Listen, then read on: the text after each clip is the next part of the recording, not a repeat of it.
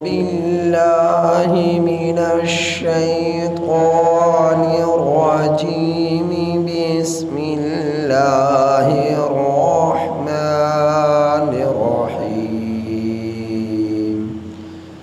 يا أيها النبي جاهد الكفار والمنافقين واغلظ عليهم ومأواهم جهنم وبئس المصير.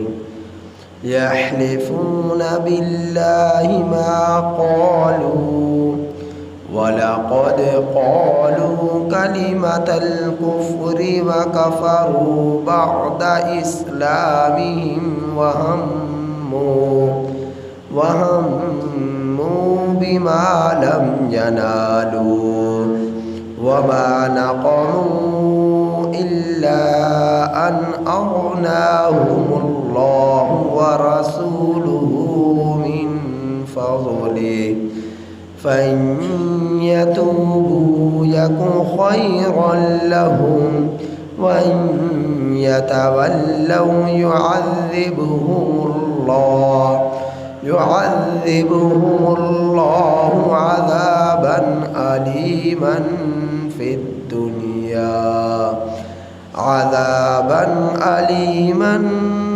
في الدنيا والآخرة وما لهم في الأرض من ولي ولا نصير. یہ سورہ توبہ کی آیت نمبر 73 تا 74 آپ حضرات کے سامنے تلاوت ہوئی.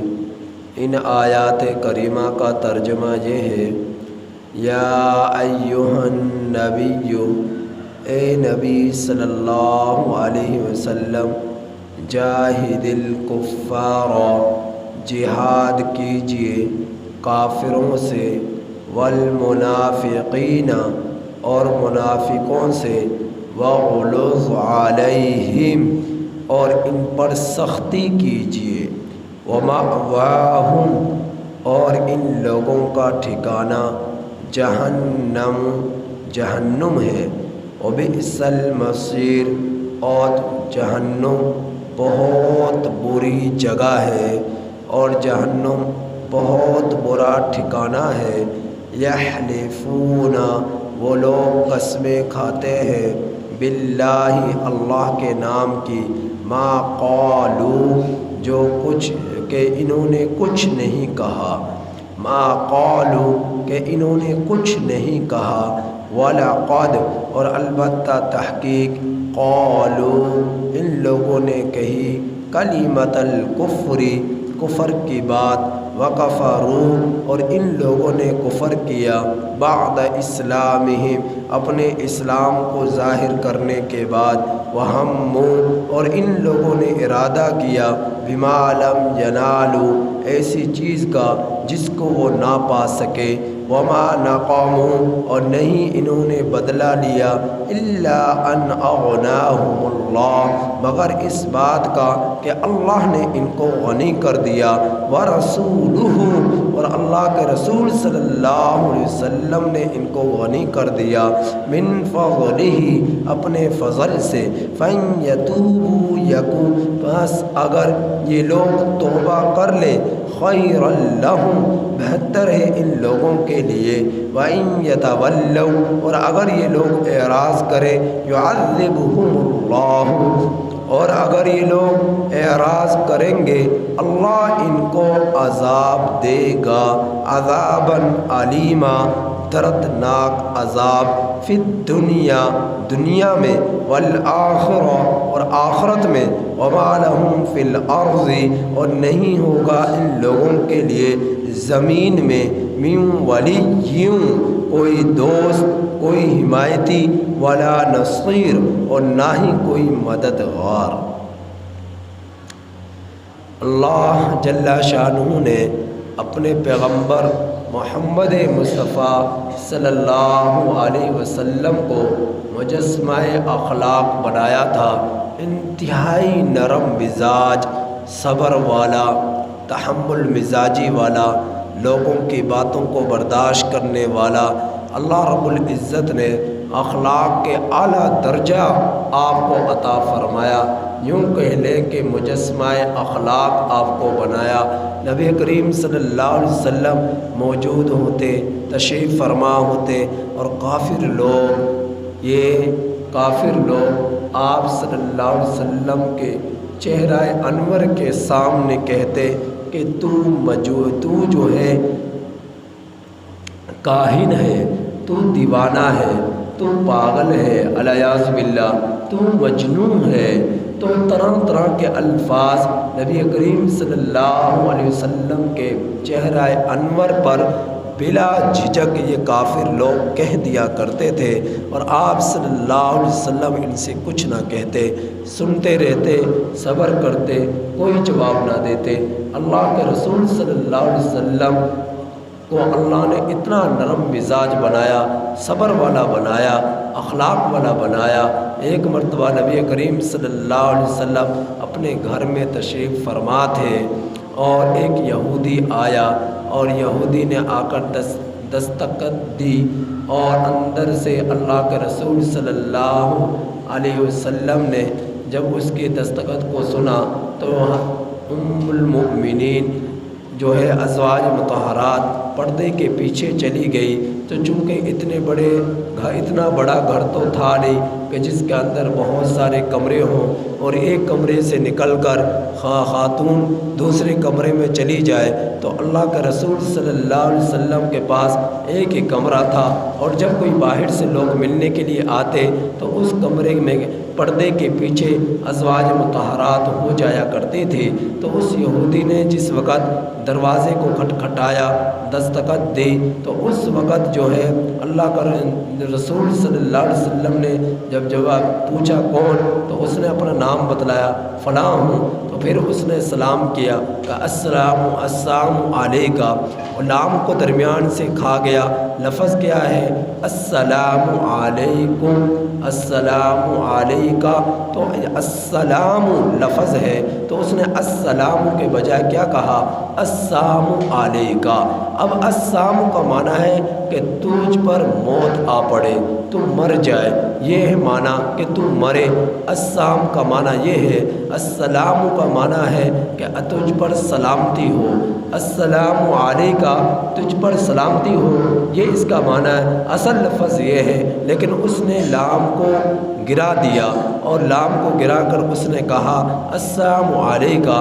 اللہ کا رسول صلی اللہ علیہ وسلم نے بھی اسے جواب دیا علیکہ، صرف اتنا جواب دیا علیکہ۔ اب حضرت عائشہ رضی اللہ تعالی عنہا پردے کے پیچھے جو ہے کھڑی تھی، جب اس یہودی کے ان الفاظ کو سنا تو حضرت عائشہ رضی اللہ تعالی عنہا نے انہیں گرجدار آواز میں جواب دیا السلام علیکہ واللعنہ، تجھ پر لعنت ہو، تجھ پر لعنت ہو، اور تجھ ہی پر موت پڑے۔ یہ کون کہہ رہی ہیں؟ حضرت عائشہ رضی اللہ تعالی عنہا۔ نبی کریم صلی اللہ علیہ وسلم سے جب وہ یہودی مل کر چلا گیا، حضرت عائشہ رضی اللہ تعالی عنہا پردے کے پیچھے سے نبی کے سامنے حاضر ہوئی۔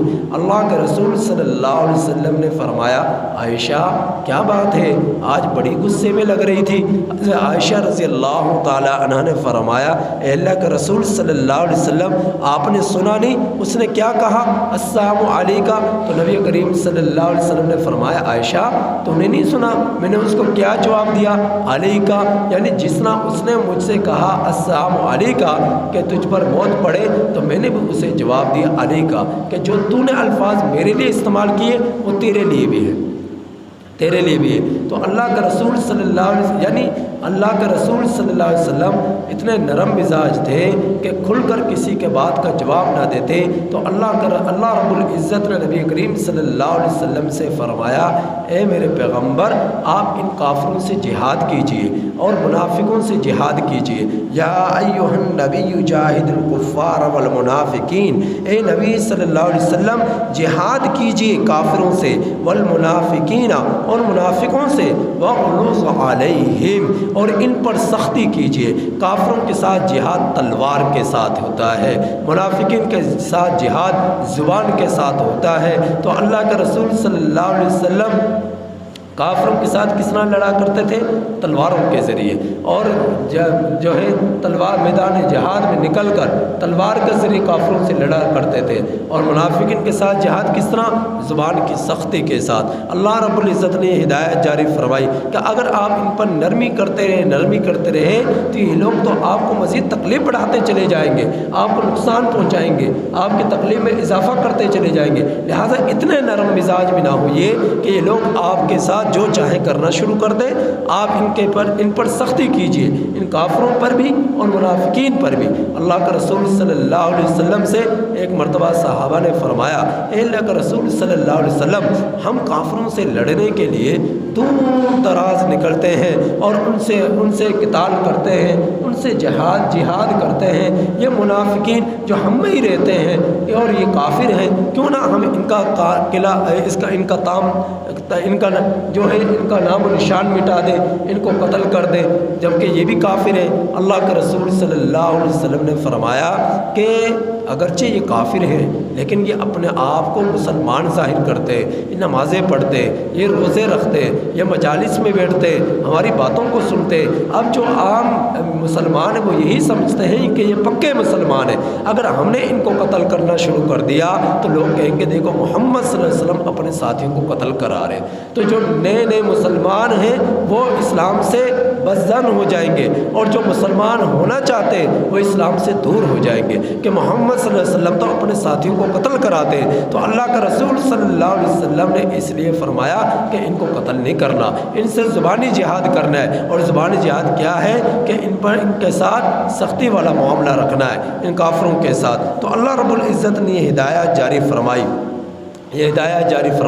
یہ منافقین جو تھے اللہ کے رسول صلی اللہ علیہ وسلم کو تکلیف پہنچانے کی کوشش کیا کرتے تھے، نقصان پہنچانے کی کوشش کیا کرتے تھے۔ جس وقت غزوہ تبوک میں سن 9 ہجری میں اللہ کے رسول صلی اللہ علیہ وسلم تشریف لے گئے، اور اس وقت رومیوں کے ساتھ مقابلہ تھا اور رومیوں کی تعداد لاکھوں میں تھی، اور اس وقت منافقین نے یہ سمجھ لیا کہ آپ صلی اللہ علیہ وسلم اب زندہ بچ کر واپس نہیں آئیں گے، آپ صلی اللہ علیہ وسلم کے ساتھی اب زندہ بچ کر واپس نہیں آئیں گے۔ لیکن اللہ کی طرف سے ایسا ہوا کہ کوئی بھی شہید نہ ہوا، اور جو 1-2 فوت ہوئے وہ بھی طبی بیماری کی بنا پر فوت ہوئے، لیکن میدان جہاد میں کوئی شہید نہ ہوا۔ اللہ رب العزت نے مسلمانوں کو کامیاب کیا، اور جس وقت واپس تشریف لا رہے تو آپ صلی اللہ علیہ وسلم کے ساتھ 2 صحابی 13-14 صحابہ کی جماعت تھی، جن میں 2 صحابی وہ تھے جن میں حضرت یاسر رضی اللہ تعالیٰ عنہ تھے اور حضرت حذیفہ رضی اللہ تعالی عنہ تھے۔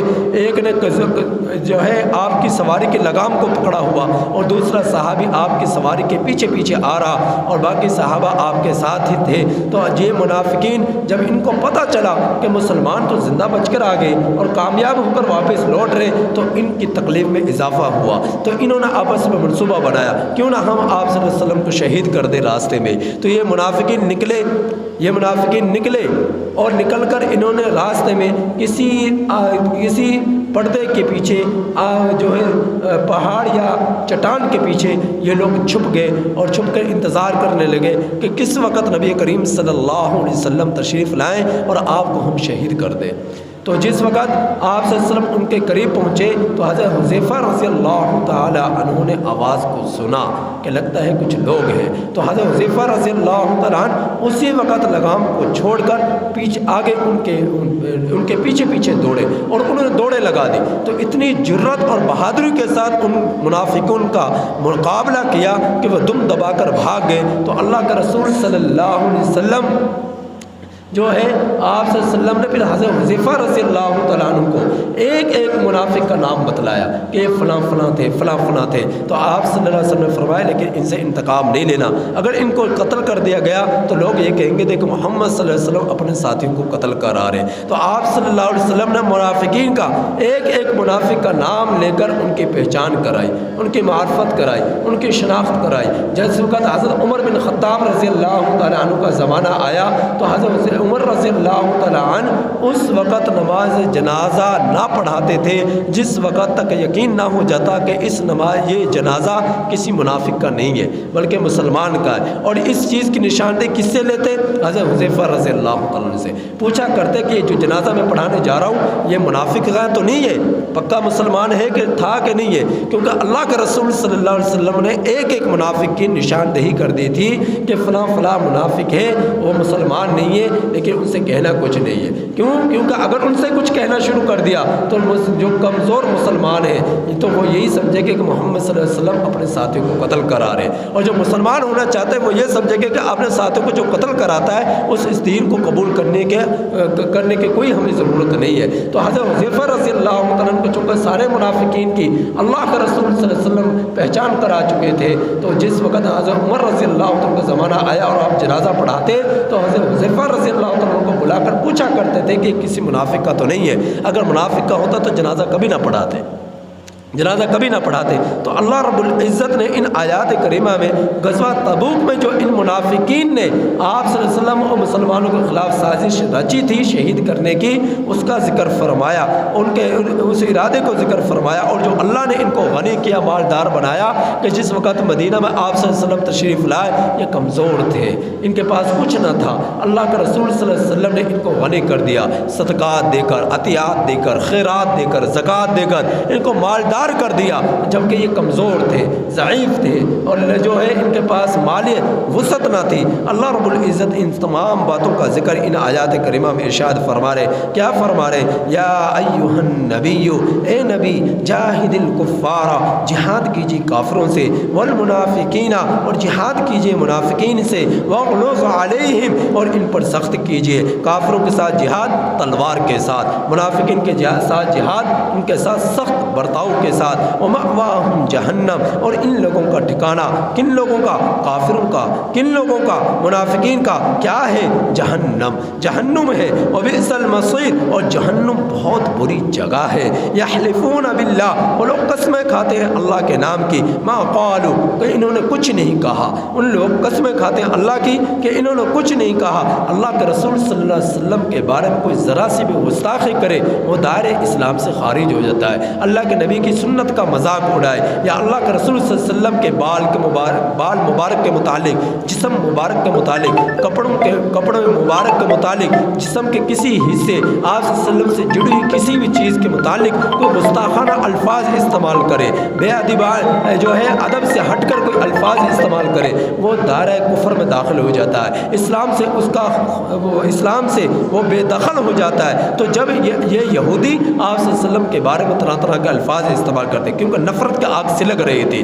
بھڑک رہی تھی کہ محمد صلی اللہ علیہ وسلم پہلے مکہ پر غالب آیا، پھر مدینہ پر غالب آیا، پھر سارے عرب پر غالب آیا اور اب عجم پر بھی اس کا دین پھیلتا جا رہا. تو یہ لوگ جلا کرتے تھے، حسد کیا کرتے تھے، بغض رکھا کرتے تھے. پھر آپ صلی اللہ علیہ وسلم کے بارے میں طرح طرح کے الفاظ، گالیوں سے بھی بدتر الفاظ آپ صلی اللہ علیہ وسلم کے لیے استعمال کیا کرتے تھے. اور پھر جب ان سے کہا جاتا تم ایسا کیوں کہتے ہو؟ یہ کہتے کہ ہم تو کچھ بھی نہیں کہتے، اللہ کے نام کے قسمیں اٹھا کر کہتے ہم نے تو کچھ نہیں کہا. وَلَقَدْ قَالُوا كَلِمَةَ الْكُفْرِ، البتہ تحقیق انہوں نے کہی کفر کی بات. نبی کے بارے میں، نبی کی شان میں ذرا سی بھی کوئی اگر گستاخی کرے وہ دائرہ اسلام سے نکل جاتا ہے اور دائرہ کفر میں وہ داخل ہو جاتا ہے. تو انہوں نے کہی کفر کی بات. وَكَفَرُوا بَعْدَ إِسْلَامِهِمْ، اور ان لوگوں نے کفر کیا اسلام کو ظاہر کرنے کے بعد. یہ منافق لوگ کہتے ہیں ہم مسلمان ہیں اور اسلام کا لفظ استعمال کر اور اندر سے کفر اختیار کرتے ہیں. ان کا باطن کفر میں ڈوبا ہوا ہے اور ظاہر ان کا اسلام کو کرتا ہے. تو اللہ رب العزت فرما رہے ہیں اسلام کو ظاہر کرنے کے بعد یہ لوگ کفر کرتے ہیں. وَهَمُّوا بِمَا لَمْ يَنَالُوا، اور ان لوگوں نے جس چیز کا ارادہ کیا اس کو وہ نہ پا سکے. کس چیز کا ارادہ کیا؟ غزوہ تبوک سے واپسی پر نبی کریم صلی اللہ علیہ وسلم کو شہید کرنے کا ارادہ کیا. دیا لیکن وہ کامیاب نہ ہوئے. وما نقموا اور ہم نے انہوں نے نہیں بدلہ لیا الا ان اغناهم اللہ ورسولہ مگر اس بات کا کہ اللہ کا رسول صلی اللہ علیہ وسلم نے ان کو غنی کر دیا کہ ان کو مالدار کر دیا. صدقات ان کو دیے, عطیات ان کو دیا, خیرات ان کو دیا, خوب مال ان کو دیا اور جو ہے مال غنیمت میں سے ان کو مال دیا. جب یہ مالدار ہو گئے تو کیا اسی کا بدلہ لینا چاہتے ہیں مسلمانوں سے, نبی کریم صلی اللہ علیہ وسلم سے؟ تو کیا اس کا بدلہ لینا چاہتے ہیں؟ تو اللہ کے رسول صلی اللہ علیہ وسلم نے اللہ نے اپنے فضل سے ان کو جب کہ مالدار کر دیا. فَإِن يَتُوبُوا يَكُ خَيْرًا لَّهُمْ اگر یہ لوگ توبہ کر لے تو بہتر ہے ان لوگوں کے لیے. نفاق سے توبہ کر لے, کفر سے توبہ کر لے, شرک سے توبہ کر لے تو ان لوگوں کے لیے بہتر ہے. وَإِن يَتَوَلَّوْا اور اگر یہ لوگ اعراض کریں گے تو پھر یاد رکھیں يُعَذِّبْهُمُ اللَّهُ عَذَابًا عَلِيمًا اللہ ان کو دردناک عذاب دے گا. فی الدنیا والآخرہ دنیا میں اور آخرت میں. دنیا میں دیکھا نہیں غزوہ تبوک میں کیسا عذاب ملا, دنیا میں دیکھا نہیں غزوہ بدر میں کس طرح عذاب ملا, دنیا میں دیکھا نہیں غزوہ احد میں, غزوہ خیبر میں, غزوہ خندق میں, غزوہ تبوک میں, سینکڑوں غزوات 27-28 اور سینکڑوں سریے تقریباً 32-33 میں ان لوگوں کو اللہ رب العزت نے عذاب دیا دنیا میں مسلمانوں کے ہاتھوں. اور پھر دیکھا نہیں کہ اللہ ان لوگوں کو عذاب دے گا آخرت میں جس کا اللہ رب العزت قرآن ہی میں ذکر فرما رہے. آج ہی ان کو بتلا رہے کہ اگر تم کفر سے باز نہ آئے تو دنیا میں بھی تمہیں سزا ملے گی, آخرت میں بھی تمہیں سزا ملے گی. اور اللہ رب العزت کے دربار میں حاضر کے بعد اللہ فیصلہ فرمائے گا کہ ان کو جہنم میں بھیج دو. اس وقت تمہارا کوئی حمایتی نہیں ہوگا, کوئی سفارشی نہیں ہوگا, تمہارے پاس کوئی اتنا خزانہ نہیں ہوگا جس کو اللہ کے دربار میں پیش کر سکو اور اپنی جان چھڑا سکو. اور مال پیش بھی کر دے دنیا مافیہ کے بقدر تب بھی اسے قبول نہ کیا جائے گا کیونکہ سارے خزانے اللہ کے ہیں. اللہ کو ان خزانوں سے کوئی سروکار نہیں ہے. تمہاری نظروں میں ان دنیا کی جاہ کی, دنیا کے مال کی, دنیا کی وجاہت کی تمہاری نظروں میں جو ہے قدر ہے, اللہ کی نظروں میں مکھی کے پر کے برابر بھی اس کی حیثیت نہیں ہے. تو اللہ فرما رہا ہے جب کل قیامت کے دن تم میرے دربار میں حاضر ہوگے وما لهم فی الارض من ولی ولا نصیر تم لوگوں کے لیے نہ کوئی دوست ہوگا نہ کوئی مددگار ہوگا. دنیا کے اندر تم دوستوں کو بلا لیتے ہو, مددگاروں کو بلا لیتے ہو کہ تمہاری جان چھڑا دے, جیل سے رہائی کرا دے, کسی مشکل سے تمہیں آزاد کر دے اور تمہیں کسی قرض سے تمہیں نکال دے, دشمن کی دشمنی سے تمہیں بچا لے اور کسی جو بڑے شکنجے میں پھنسنے سے تمہارا تحفظ کر لے. آج تم دنیا میں سفارشیں کرا کر اپنی دنیا جان چھڑا لیتے ہو اور جو ہے پیسہ خرچ کر جان چھڑا لیتے ہو, کنبہ قبیلے کو سامنے لا کر جان چھڑا لیتے ہو. لیکن کل قیامت کے دن نہ تمہارا کنبہ کام آئے گا, قبیلہ کام آئے گا, شہر کام آئیں گے, ملک کام آئیں گے, بادشاہ کام آئیں گے, خزانے کام آئیں گے, کوئی چیز تمہارے کام نہ آئے گی. تم اکیلے ہوگے اور اکیلے ہی اپنے رب کے سامنے جواب دہ ہوگے. اور اللہ جب تمہارے لیے فیصلہ فرمائے گا جہنم میں دخول کا پھر تمہیں جہنم سے کوئی نکال نہیں سکے گا, بچا نہیں سکے گا. تو اللہ رب العزت نے یہ وعید بیان فرمائی ہے ان منافقوں کے لیے, ان کافروں کے لیے. اللہ پاک سے دعا ہے کہ اللہ تعالی ہمیں ہمارے اعمال کو درست فرما دے اور آخرت کی فکر نصیب فرما دے اور ہمارے اعمال کو مزین فرما دے, نفاق سے حفاظت فرما دے, کفر سے حفاظت فرما دے. اللہ رب العزت ہم میں سے ہر ایک کے لیے آخرت کی فکر نصیب فرما دے.